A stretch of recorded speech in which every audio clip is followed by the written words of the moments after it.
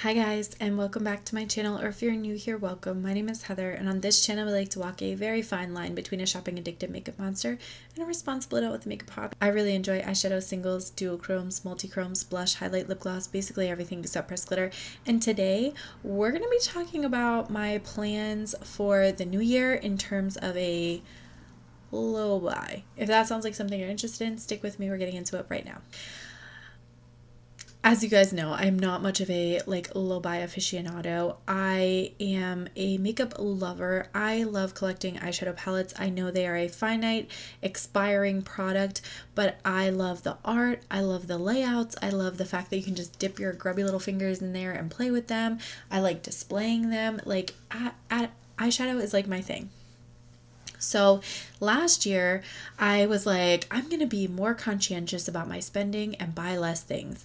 And then I bought a ton of palettes, like close to 120 palettes I bought in the 12 months of last year. So I'm like, I need to do something a little bit different this year because just trying to be conscientious didn't really make me conscientious. And I feel like that urge to kind of relax yourself evaporated very quickly.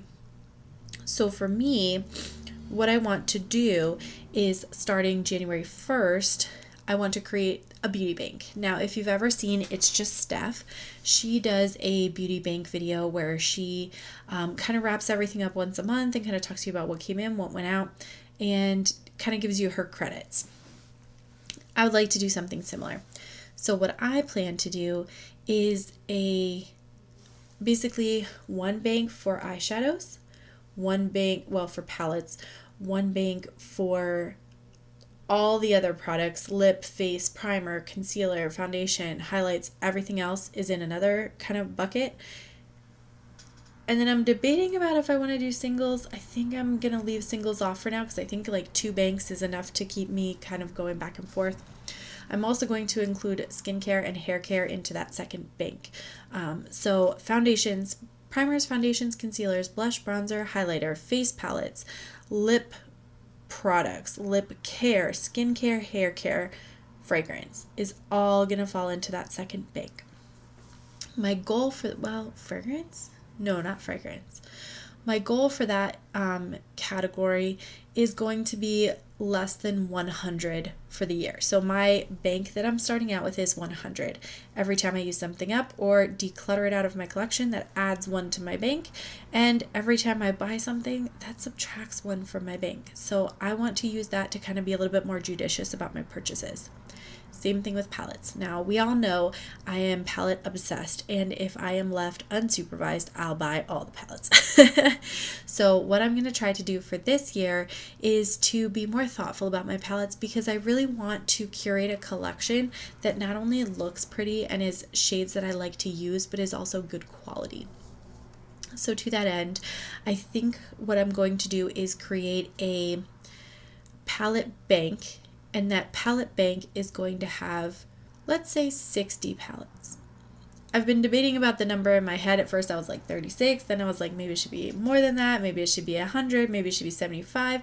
I'm going to go with 60. That gives me about a 5 palette a month buffer, which I already think is just an exorbitant amount of palettes, but I think that will make it easy for me to succeed without being too easy because it's literally half of what I bought last year. So it's going to help me to cut down, but I'll still feel the freedom to be able to purchase things when I feel so inclined. Now, caveats to this. Hi guys, Editing Heather here. I just wanted to say that 60 palettes in my beauty bank will not include the first palette that I try from a new brand, since that is something I'd like to still bring to my channel on a regular basis. If I order more than one palette though, in that first order, those subsequent palettes will count. Anything that I purchased in 2022, I am not counting even if it doesn't ship and deliver to my house until 2023.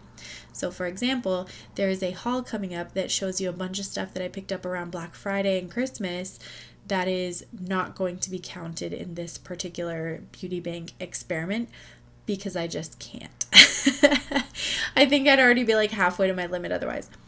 So that stuff will not count. The other thing that's not going to count is anything that is gifted to me. So if I get a birthday gift, Christmas, anniversary, Valentine's, anything like that, that is not going to count against me because I can't control other people's behavior, much to my chagrin.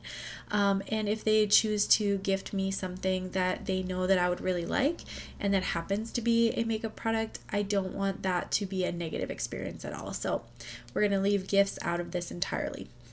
As an example, the 11th of January, I picked up the Pretty Please palette. I haven't actually swatched it yet, but I did pick up this palette. This is the first palette that I bought in the new year. So I went 11 days without buying anything, which is like practically a record, pathetically enough. So that was, is obviously going to count like 1 against that 60. But when I was shopping with my husband today, we found a Moira display, which I had never seen before in a physical store. I've only ever seen them online. And he bought me these 2 palettes. So these are not going to count against that 60, if that makes sense. I do also have 2 other palettes that I ordered, but they have not even shipped yet. So whenever they come in, we will address them in the balance at that time. But basically, that's kind of what I want to do. And my goal is not necessarily to specifically spend a different amount of money because the price of the palette is not the major concern for me. It's the volume. I don't want to be bringing in 200 palettes to only like 40 of them. You know what I mean? Like I want to have just those good ones and then leave the kind of okay ones behind. So that's kind of my goal with this particular, like kind of low buy, kind of no buy, So with that being said, definitely let me know this year, are you guys trying to do anything similar? I know I have a bunch of stuff that I haven't even gotten to use yet because I'm just like constantly getting things. And I want to make sure I get a chance to try all that stuff out and really give you guys my thoughts. So I want to thank you guys so much for watching. Don't forget to like and subscribe before you go. Let me know if you're doing something similar this year, either a low buy, a no buy.